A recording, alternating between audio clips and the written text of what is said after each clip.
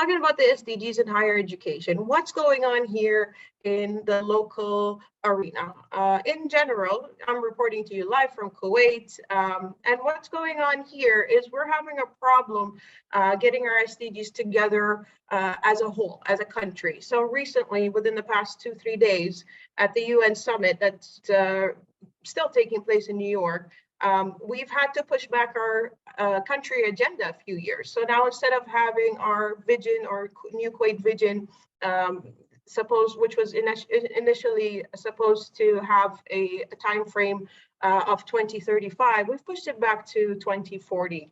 So we've got a lot of grounds to cover, and what I'm trying to, or what I'd like to present to you in this conference is what we're doing on the ground. So it's more practical and a lot more of what I'm facing being in that, a practitioner in the field. So here's a gist of what we're going to cover, the SDGs as opposed to CSR. There's a whole debate about that, and there's many reporting mechanisms, and it's getting a little confusing for us who are trying to cover these grounds in terms of SDGs.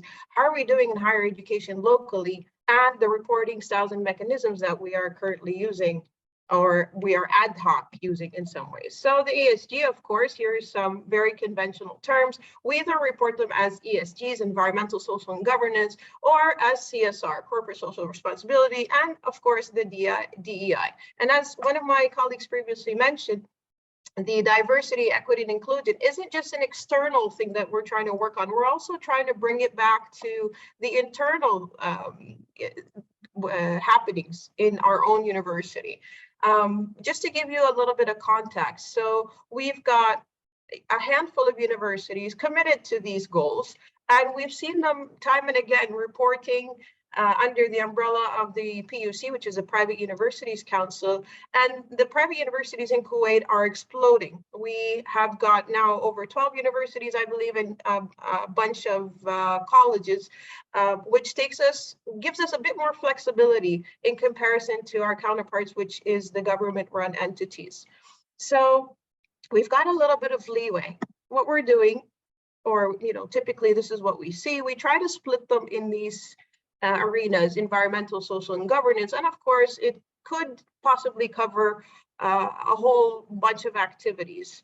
So it's nice that we are kind of governed by the Private Universities Council, because they do ask the private universities to submit a general report. They don't specify or give any training, unfortunately, to what they expect in terms of ESG or CSR towards SDG goals, but we are getting that ball rolling in that it's being incorporated in the general missions and visions and values of the universities. Have we streamlined it? No. And I'm sure the practitioners in the field can, report, or what we see them reporting continuously is that we're pushing from the bottom, and the top, where management and, the other stakeholders stand, they're also doing what they can to incorporate these elements, but there's still a huge gap in between.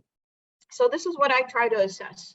And the way that we the way we present it to those who are the policymakers, whether it's on an institutional level or on a country level, is we try to give them the data. I mean, is it going to impact the bottom line? Of course it is, hopefully towards the better. That's what we're expecting. That's what research is telling us. Is it going to be an immediate return? No, most likely not. However, this is a long-term project, and we all should be aware that the manifestations are going to happen, but they may not be immediate, and that's probably why the bottom line doesn't get impacted, or it's hard to measure how the bottom line is impacted through these initiatives. So here's another point of view that we try to get the policymakers to say, or to recognize the immediate need for these elements to be incorporated throughout the institution. When you're doing your work internally, whether it be diversity, and this is what we kind of see nowadays, because we need to show them, we need to quantify the efforts. We see a lot of diversity going on in terms of the institutes reporting how many males versus females are working at the institutes. And then we try to push that onto a societal level and say, well, you know, we've got a good hold on the gender issue here in terms of hiring and how many males versus females. We've got a good hold on that. And then we try to take it up a level and see where we can have this work-life balance. And then we gets a bit messy. So it falls under equality, equity, and it's a ball that we're still trying to turn into something that could be sustainable. As well as we give them that bigger vision. Once we've got these social or these internal issues streamlined in whatever way we could, then it moves on to these societal level markers, which turn into national indices. And that's the gap that we're seeing. We're seeing the national goals, and unfortunately, you know, they're not on target. Yet we deny that there is a link between the societal habits, which we've got a bunch of social markers that are a bit, how to say this politically correct, that are not exactly what we wish them to be. So we've got violence on the rise. We've got, unfortunately, drugs and illegal use of substances on the rise. We've got youth unemployment. And, you know, these all go back into what we're doing on the ground, not only as people working in the higher education institutes, but also educating those in that era of their life. So people don't decide their futures, they decide their habits, and their habits decide their futures. Sure. So let's look at the habits and how we can integrate whatever our visions are in higher education. What are we doing so far? Again, it's the conventional stuff. We're doing some reports here and there, and we're getting away with this idea that we are conforming or at least pushing this CSR versus or integration with SDG agenda. But, you know, what frustrates me most, and I think this is also a recurring theme with those who are in the field, is that we've got our hands tied. We've got maybe policies that we've put forth. We've got the support of the higher management or whatever stakeholders on an institutional level or even at a national level, but we really need to push a bit further in terms of what we're doing in the classroom, because as it trickles down, it's what we do in the classroom that counts most. I need to understand what it is that the students in front of me know and what they expect and how they tie it all together. So I've come across this really I've come across, or I've done a couple of, I've attended a couple of conferences with what the UK students are doing. So it's the Education for Sustainable Development. Again, that's what we're trying to do here, as per the Higher Education Academy. And it tells you that it's basically the process of equipping students with the knowledge, understanding, skills, and attributes. So you've got two elements here. You've got the internal organizational elements that need to be in place, and as well as what we're doing to you know, on a classroom level that really integrates these visions in order to reach the bigger goals. So knowledge, skills, and attributes. How do we get that? We make sure that we've got several elements going at the same time: formal curriculum, informal curriculum, and subliminal curriculum. What I've noticed is, you know, sometimes we randomly have these talks formally in terms of what the SDGs are, how much we know about them, how we can better contribute to them in terms of you know, a student being in higher education. So we give these talks and we try to formalize them, and we try to do some things on a very small scale in the classroom, but that doesn't always work. As a matter of fact, I've noticed that it doesn't work at all. It's just information in and out. You've got to get into the habit of having these subliminal curriculums as well as the informal curriculum. What's happening behind the scenes? You've really got to support the students in not only understanding what the SDGs are, but also how they can contribute to it on a daily level, on a, you know, on a regular level, in order for it to be sustainable in their own lives. right? So you've got these subliminal curriculums as well as the informal curriculums. For me, as a practitioner and a researcher in the field, that's what matters most. Once you've got the subliminal and informal curriculums subconsciously in their brains, the formal curriculum becomes more of an output of what you standardize in their brains and try to help them understand how crucial it is for them to be part of this. So, for example, subliminal, I would do something along the lines of, in one of my critical thinking classes, for example, we bring the newspapers in and we try to see what's going on in the society around us. So we say, oh, well, we've got bad weather. What's going on? The flu is on the rise. We've got children having eczema and a whole bunch of other skin problems. Well, let's look at the environmental index. Oh, well, we have a problem. Nobody's really paying attention to that. But guess what? If we're not paying attention to that, we're still being impacted by it. And that kind of, triggers that big question mark. Oh, well, we need to do something about it. Well, what can we do? And then we get into the informal curriculums. We've got the clubs, we've got the backbone that can support and re-emphasize the subliminal curriculums. And then we take it a step further. That's when the talks and the formalities kick in. Then it becomes a complement to everything else that we're doing. So I think for the longest time, or at least for the past 5 years, we've been trying to do the formal curriculum, getting those talks in and trying to give them assessments on several things that have to do with the SDGs. But I need it to become a habit, and this is what I am currently working on. Here's one of the best things that I've ever come across. Very simple, very easy. It's from the SOS, again, from the University of Liverpool. Look them up, students, on sustainability. I forgot what the acronym actually stands for. But here's a very simple way to start. You've got the 17 SDGs up top. And what we did on an institutional level this semester, or we're planning to do, we started very roughly last semester, was that we incorporated an ESG committee within our department, just because those big formal decisions take a while to trickle down and to really be implemented. So on a department level, we did an SDG subcommittee, if you will. And what we're going to do is, we started last semester, is trying to look at all of the different courses that we offer at the business school and just, categorize whether any of these SDGs on a large scale and on minute scale are either covered, a little bit mentioned, or there is a clear mention of the goal itself. So this is just to get the ball rolling, to see how we can work in synergy in order to develop these, the mental inspirations to have this be something of importance to the students in higher education. So the gist of it all is it's not just a curriculum. It shouldn't be just a curriculum. It should be something that works in synergy, both formally and informally. Here's what I found. I don't know if you can see the citation below.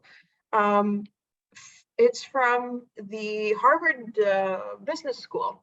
And they've done this research over a number of years where they've taken the gist of it all, where they've looked at several ESG or on a grand scale sustainability reports, and they've highlighted the key or the redundant issues that they saw along the way. So here's the top 5 that they've seen. And what we see is that everybody wants ESG data, summarized tables. And, I've seen some of my colleagues which previously presented, those are some very impressive tables. And we've got, a long way to go if I were to compare what we're doing here to what you guys are doing. Hats off. But the ESG data tables continue to be an effective way. So we're going to use them. It's a matter of trust. Stakeholders now expect external assurances, and they want to see what's going on and how that impacts the bottom line. And that's a bit of a challenge, as we know, because it's not exactly streamlined. And even if it was, at least from where I am now in this part of the world, that's not very easy to do. You blinded me with ESG, and I like how they put that, because it's a requirement in some way, but it's not really a requirement. It's ad hoc. It's not compulsory, of course, as we know, but maybe it's time to look at it as though it is a compulsory, something that should be incorporated in the hands-on trainings and education. Everybody wants to rule the world. They've done this in the US, so they've got the US companies reference here. It's consistency. You know, they've looked at the different reports and they said, well, consistency goes a long way. So if you've measured it a certain way in the past, you could update it, of course, but the consistency remains important, especially that there's many different regulatory bodies coming forward and asking us to do this. So it's important to stay also up to date. We're always under pressure to weigh in on the social issues. Yes, of course we are, but we also need to take into consideration what and how much we're actually impacting the people we expect to do the work in order to make a difference. And those are the students or society in general. Oops, I went. All right, so here's their what they found was the most common titles of ESG reports, and here's what they found: 33% was environmental, social, and governance, and then you've got the sustainability report, the corporate responsibility report, and so on. So in higher education, we've got a mix of that. And again, you've got to keep in mind that this is not a compulsory aspect. What I've seen repeatedly here in Kuwait, they report it as community engagement or community relations. And it's basically, unfortunately, it's on an institutional level, and it doesn't necessarily incorporate or even involve the students. So, oh, here's what we did. We went to a beach cleanup, right? Or we attended a marathon. It needs to be a lot more in the classroom hands-on than what we're currently doing. And I'm just talking in general. There are some private institutes, even private universities, that are going the extra mile, but we've got a long way to go. And then you've got who's the primary committee, or who's responsible for doing these or gathering data or whatever. It's 28% of the time it's not specified. And I think that's, you know, also what we're experiencing in higher education, again, at least where I'm at. Sometimes it goes to marketing, sometimes it goes to the office of the student affairs, sometimes it's with the graduate office. So it's not as clear. And it shouldn't be. However, if we were to continue with this initiative that we've got an ESG committee within our department, hopefully we want to take it up a couple of notches, and that would be the entity responsible. But looking at the rest of the world, it's okay for us not to have a specific person reporting this. Of course, it's going to be from different departments. Even if we do have an ESG committee or whatnot, they are going to be pulling in and hopefully guiding the rest of the departments on what it is that they can or should, or give them some guidelines. That would be nice as well. What are some future opportunities? We've got emissions and energy, and this is what the top US schools are doing. Health and well-being, campus operations. We've done something very small, but it was so impactful. In Kuwait, as you know, it's a desertous country. We've got a very dry terrain. So in the summertime, one of our suggestions in my previous place of work was to have all of the faculty pull their shades down, because it was a glass building. Just putting those shades down and reducing the temperature of the air conditioning really made an impact. And it was only when we brought it to the forefront and measured it that we realized, oh, wow, that was, a big change. as well as the nature and ecosystem, culture, and learning. So these are some future opportunities that we can incorporate once we get that ball rolling, and really emphasizing the need for students to understand the importance of their contributions and the lack of their contributions as well. That's all I've got for now. I hope I didn't take too much of your time. You can definitely reach out. I'm doing research in the field as well, and trying to really understand the scope of it in our country in comparison as well to what the rest of the GCC is doing, which is very plausible at the moment. Thank you for your time, and I hope that you found it useful.